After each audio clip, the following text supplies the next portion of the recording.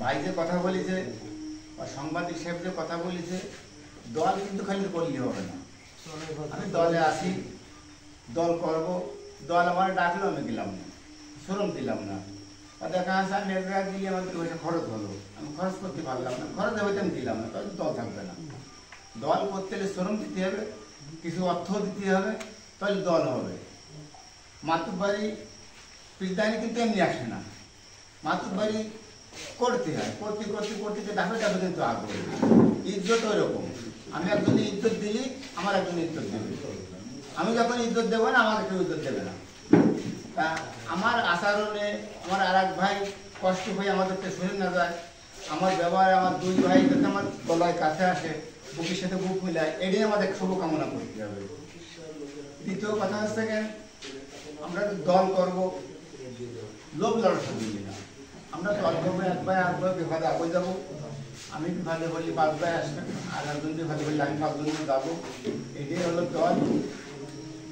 অর্থ বলি যাই লাগে সবাই সার্বিকভাবে সাহায্য করবো, সবাই ভাষা থাকবো আমরা। তবে আমাদের আঘাত যদি আর এক ভাই চলে যায় তাহলে কিন্তু আমাদের দল সমবায় দল থাকলো না, সমবায় বলতে কিছু থাকলো না। যাই হোক, আমি অনেক আশাবাদ নিয়ে আসছি যে আমরা যে দলটা গঠন করতেছি, দলের দিক সবাই স্থক থাকতে হবে, দলের প্রতি সবার ব্যথা থাকতে হবে, আন্তরিক টান থাকতে হবে, তাহলে আমরা দল করতে পারি। যাই হোক, এদেরকে বক্তব্য দেওয়ার জায়গাও না, বক্তব্য দেবো না। আজকে বড় ভাইরা যে আলোচনা করেছে, আমি ওনাদের আত্মরক্ষা সম্মান দিতে সালাম জানাই, আসসালামু আলাইকুম। এবং আজকের যে সংগঠন সবার আলোচনা সভা এখানেই সমর্থন করা হলো। সমবায় দল করে এটা বলবে না, কি সমবায় করে মানে সে রাগান্বিত হয়ে গেছে অলরেডি, তার সম্মান সে পায়নি, এটাই কিন্তু স্বাভাবিক। আমি হলে ইভেন এরকম কিন্তু বলতাম। তো এখন মনে করেন কি আমাদেরকে মিতব্যয়ী হতে হবে, সালাম দিতে হবে, সালাম নিতে হবে, সম্মানী হতে হলে আগে সম্মান দিতে হবে। আর যখন আপনি সম্মান করবেন তখন দেখবেন যে না অলরেডি আপনারটা আপনি পাই যাচ্ছেন, যে সংগঠনের মূল্য দাম বৃদ্ধি পাচ্ছে অলরেডি। কি কারণে? আপনার একটু বুদ্ধি, একটু সহানুভূতির কারণে, একটু সুন্দর আচরণের কারণে। কি অলরেডি এরকম না ব্যাপারটা? এটা তো মন করার কথা না। এখন আমরা এই ঈদ আসছে, আমরা যে যে ওয়ার্ডে, যে যে ইউনিয়নে, যে যে পোস্ট পজিশনে আছি, আমরা অন্তত 10টা 20টা করে ফেস্টুন ব্যানার তৈরি করে ইউনিয়নের বিভিন্ন প্রান্তে আমরা এগুলো পরিচিত হওয়ার জন্য টানায় দেবো। যখন আমরা এগুলো টানায় দেবো তখন আমাদের নিজেদের ভিতরে কিছু পরিবর্তন আসবে। এই আলোচনা সবাই করা শিখতে হবে। আজকে আমি জেলায় রাজনীতি করে, আমি জেলার জাতীয়তাবাদী সমবায় দলের ধর্ম বিষয়ক সম্পাদক। ওইখানে আমি আরো অন্য অনেক গ্রাম আছে, কিন্তু সবাই কিন্তু গ্রামে একটা পাই নাই। আমরা কিন্তু মাওলি ইউনিয়নে একজন পাইছি। আমি কিন্তু ন্যায্য অধিকার সেখানে আদায় করার মতো কথা বলে আনতে হবে, বুঝে আনতে হবে। সেটুক ইনশাল্লাহ মনে হয় আপনাদের বাইরের সেটুক ক্ষমতা মনে হয়, আপনাদের সরকারের সেটুক ক্ষমতা মনে হয় আছে আল্লাহর রহমতে।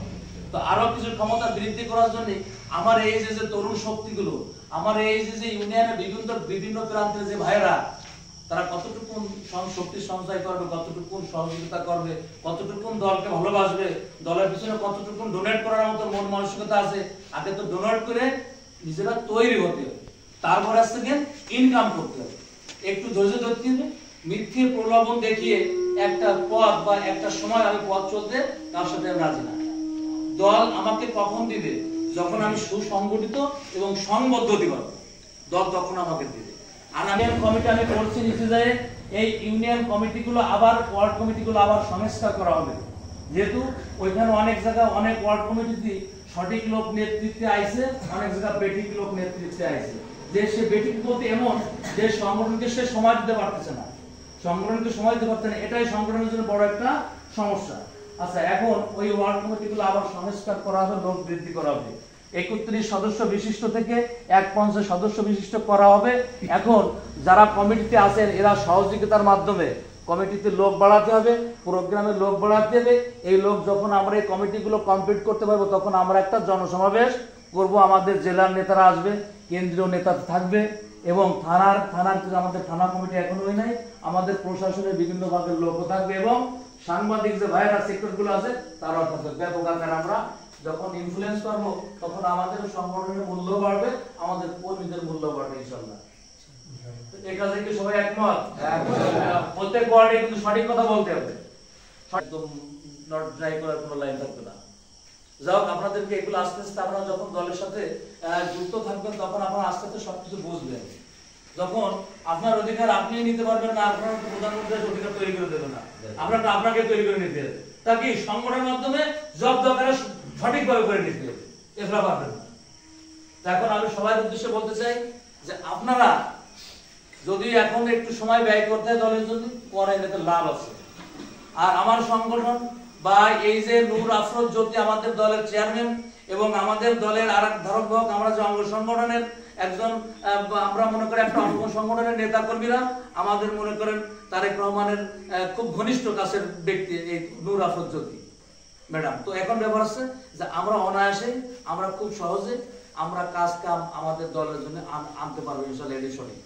তো যাও, ততদূর পর্যন্ত তো অন্তত নিজেরা সুসংগঠিত হওয়ার চেষ্টা করছি। সময় কিন্তু বেশি নেই, ডিসেম্বরের নির্বাচনের